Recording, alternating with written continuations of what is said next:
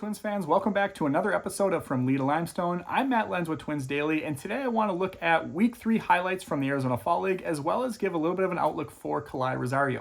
So starting with the Arizona Fall League, a pretty quiet week overall. Looking at our pitching performances, Jacob King went 2 2/3 innings, giving up 0 earned runs, 2 strikeouts, and 1 walk. So pretty good outing there in relief.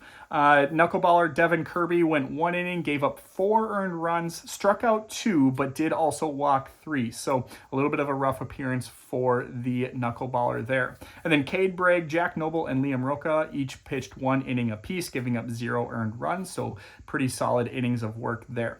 Looking at the hitters, Ben Ross this week went 2 for 14 with a 437 OPS. Again, he's kind of a utility infielder type, not really a prospect, so kind of a struggle there for him this week with a 2-3 strikeout to walk ratio.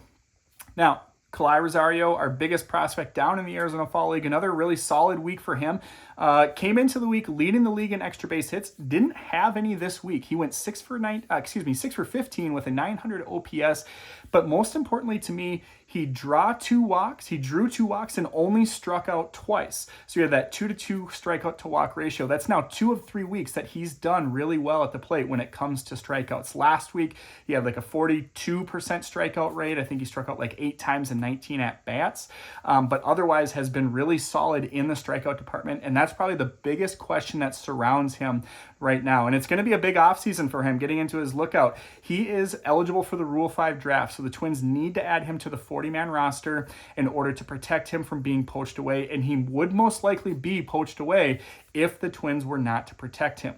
So let's get into kind of the type of player that he's been. As I said before, strikeouts have always been an issue for him. At various levels, he's always in the mid to upper 30s in terms of strikeout rate, and that was not unique just to this year. Now, this year, he missed almost 3 months due to an elbow injury. Otherwise, he spent basically the entire year in Wichita.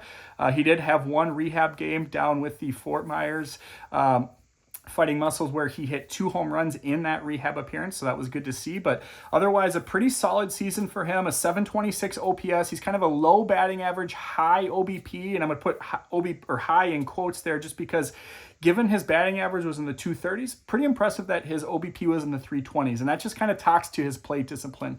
In fact, he kind of reminds me of Eddie Julian. He has quite a bit of swing and miss to his game, but he's able to draw walks, and he has a little bit of power. A lot of the scouting services kind of project him for like an upper teens, lower 20s type of output when it comes to home runs. And being a kind of average corner outfielder, I think Fangraphs in particular said that a realistic outcome from him is probably like a corner outfield platoon type role.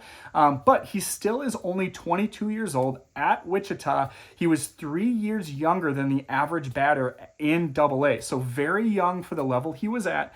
And one good thing is that we did see his contact rate improve from this year to last year. And that's notable because he's going from high A to AA. So theoretically, the pitching's getting better. Typically, your contact rates, the higher you move up, they're going to get a little bit worse and worse as you see better pitching. But Kala'i improved his contact rates. Now, we still need to see improvement. It was in the low 70s last year at AA.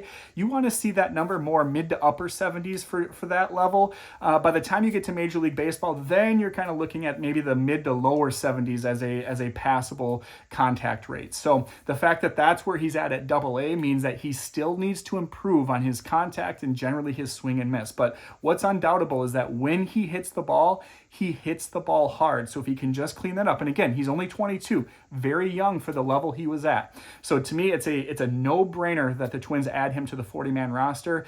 He has a very solid future and can be a very serviceable player.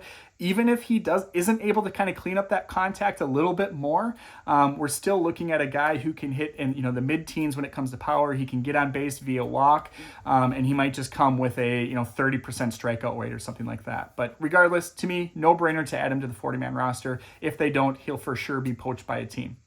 What are your thoughts? Should we add Kala'i Rosario to the 40-man roster, or should we let him try somewhere else? Let me know in the comments. Let me know on Twitter at Lenzy2108.